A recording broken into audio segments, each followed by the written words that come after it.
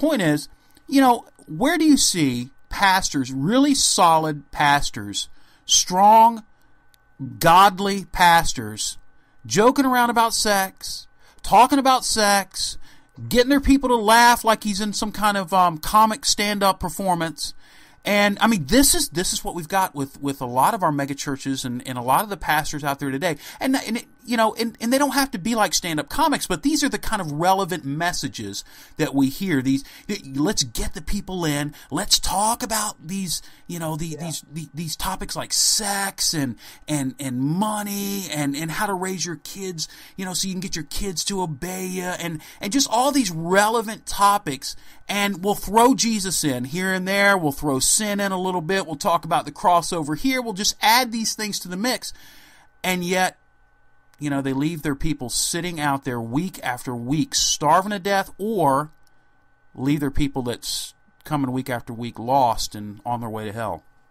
Yeah, false converts. False converts produce false converts. All right, let me just finish up this clip so we can move on. All right, hold on. He invented it for our enjoyment. Let it be known. Shout it from the rooftops of every local church, Bible-believing, Jesus-preaching church. Our God is for sex. So that should be we should be shouting it from the rooftops. Our God is for sex. Come on, man. I mean, and that's I can't even. Wow. Well, hey, it's a whole series. He's got the whole, and I just want to mention something to the folks out there too. Don't think that we're going around people's websites purposely looking for this stuff. I'm going to tell you right now, if you go to a website like this, it's not hard to find. It's plastered all over the front page. I mean, this is like a main banner ad on their website, putting God as the original sexy or something like that. I can't remember exactly what it was, but yeah.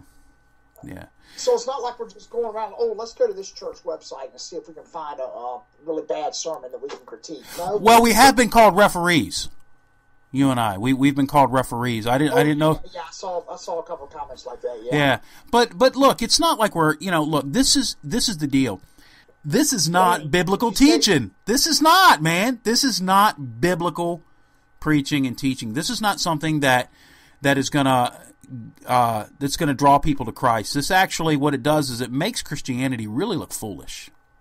And this is why we do what we do, because we're sick of Christianity looking foolish. Christianity has become so much about doing rather than about who we are in Christ. And it seems like everything is about social goodness, doing things for society. Let's jump in and help the poor. Let's jump in and end AIDS. Let's jump in and end cancer and fight for the slave trade. And yeah, those are good. Those are things that Christians should be given a voice on, and they should be speaking about, but it should not be something that defines us. What defines us should be our sanctification, our justification, and who we are. Yeah. Christ's finished work on the cross. Yeah, and I think people get the salt and light passages confused. They think that being salt and being light is going out there and presenting a social gospel. They think that salt and light is going out there and getting involved with charities and doing these other events. No, salt and light is being holy and living godly in front of your lost peers, your lost family members, your lost co-workers. It is being different. It is being in the world, but not of the world. It is so that they would see a difference in you. And it repels them, unfortunately. If you are truly going to be salt and light, it's going to it's going to repel most people. It will draw some in because God has His own. That's why I said. People, but that repel. It reminds me of the verse in Corinthians where Paul says that to those who are being saved, in other words, those who God is calling and working their hearts, it is the savor of life. Yeah. It is a savor. But to those who are lost, he says it is the smell of death. And they are dissuaded and distracted from it because it convicts them and they don't want to be convicted. Just like John brings up in the Gospel of John. Though men love darkness rather than light because their deeds are evil. They don't come to the light because they know if they do, their deeds will be exposed. Yeah. Yeah, and that's the thing. That's what I was trying to get at. Those who it does draw are those whom God himself is drawing. So when we are salt and light, we are being used by God to draw those who he is going to save to himself. And but look, holiness, honestly, to a person dead in trespasses and sins, it is not it's not attractive. It's not appealing. Yeah. So here's my theory on why sermons like Jesus is bringing sexy back and other relevant sermons by megachurch, seeker-friendly, prosperity gospel relevant pastors. It's because that kind of stuff keeps people in the church. Well, of course it keeps their people coming, and it also keeps their salaries rolling in. Yeah, well, hey, I mean, this guy here, Smith, gets about 6,000 people a week. So that's not. I mean, obviously, it's nothing compared to Joel Osteen's 40,000, but right, or Joseph Prince's 22,000. Yeah, but still, it's got to be a good chunk of change. Yeah, I'm on a website article, and I know you've got the same one up probably too. But this is an article that is put out by the Christian Post, and it's called "Justin Bieber Endorses Pastor Judah Smith's New Book Jesus Is," and this is let me just read a little bit of it. Do you mind? Yeah, I'm on the article right now. I already had it pulled up. All right. Pop singer Justin Bieber may have helped boost sales of Pastor Judah Smith's new book after the Canadian sensation told his 6.8 million Instagram followers to read Jesus Is. Find a new way to be human. The book from the City Church pastor, made available on Amazon on Tuesday, currently holds the #1 spot among Christian books on the retailer site, and I am amazed. Because I read the first chapter. Now, I'll be honest with you, folks, I am not going to buy this book. I'm not going to waste my money on it because I read the first chapter of it. And the first chapter of it, if the first chapter is anything like the rest of the book, it's absolutely ridiculous. Well, the first chapters of a book usually lay the groundwork of what is to follow. So Bieber, 18, shared as Instagram photo of the cover of Smith's book Tuesday, writing, "So proud of my pastor. This book comes out on the 26th. Judah is the best speaker of our generation. Read this book. You won't regret it." Judah Smith is the best speaker of our generation because Judah Smith is not preaching the biblical gospel, and he attracts, lost people because they're not looking to know the real Jesus. So, right. Books like this are mainly to cater to people's emotions and to make a connection with people. I mean, hey, after all, if you can make Zacchaeus a gangster, that'll connect with people. Yeah, and why can't you just exegete the passage? I mean, if you've got a point to say there, if you've got something to say and you want to use Zacchaeus as a point of reference when you're writing a book, why not just take that passage and just exegete it? Just bring the meaning of the passage out. Why try to make it relevant and cool and make Zacchaeus a pimp with women hanging on his arms? I mean, come on. Anyway. Yeah.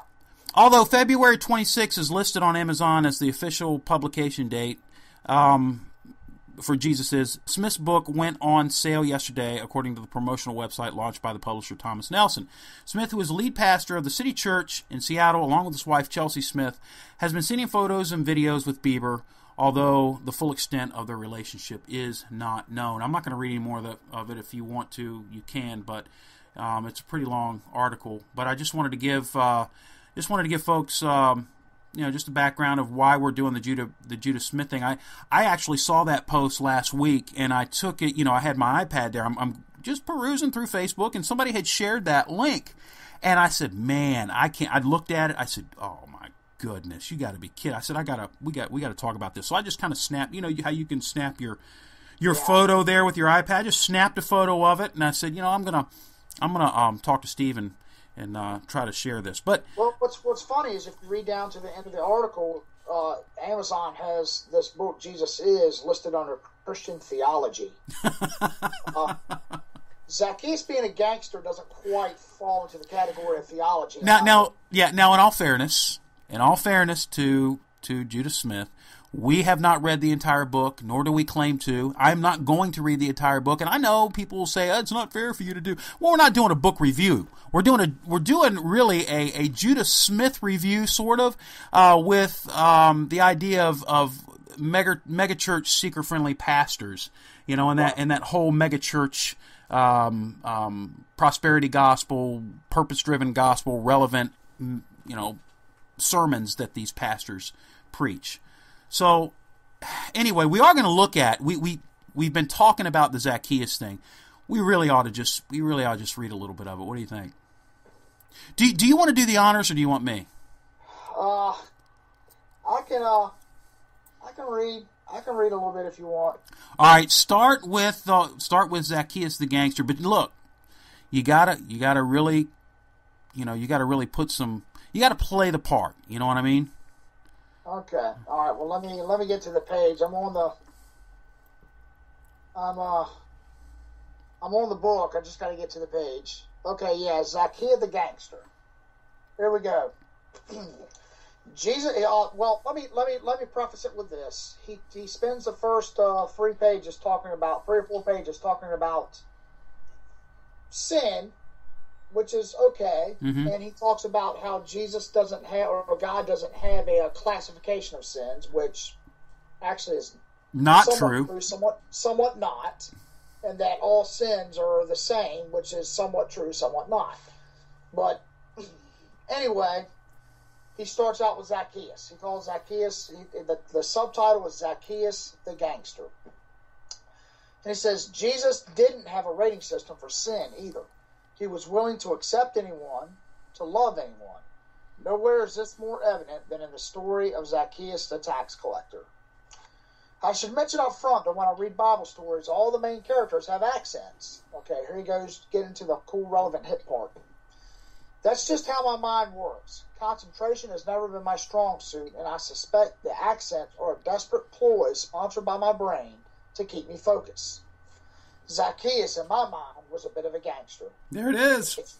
If you can't read his dialogue with a bit of swagger, you and I are not going to connect very well for the next few pages. You may need to listen. So wait. How did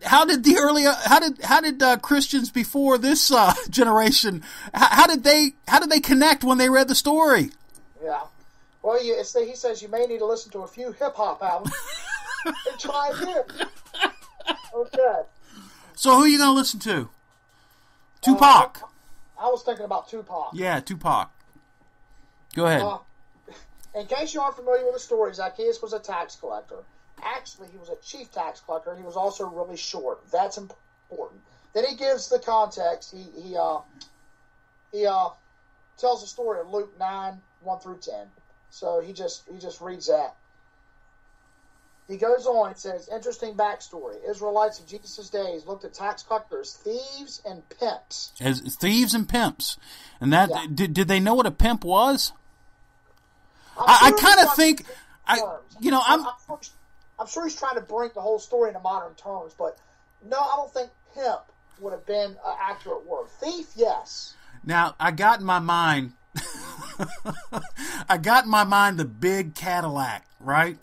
The big Cadillac from the 70s, and the guy with the big afro there with a big white hat around his head, and this big white suit with a big fat tie. Zacchaeus had a gold grill. Yeah. In his mouth. I mean, that's the way I'm picturing it here. So, but all right, man. Like I said, I know he's trying to bring the story into modern terms, but again, I don't think pimp, because a pimp is somebody who has prostitutes. Zacchaeus was not somebody who elicited prostitution. He was just a thief. He was a robber. So I think he kind of stretched it a bit far. Really? You think? You wouldn't bad, but you think so? All right, go ahead. Tax collectors were Jews who worked for the Roman government, which ruled Israel at the time. Their job was to collect taxes for their own people and hand the money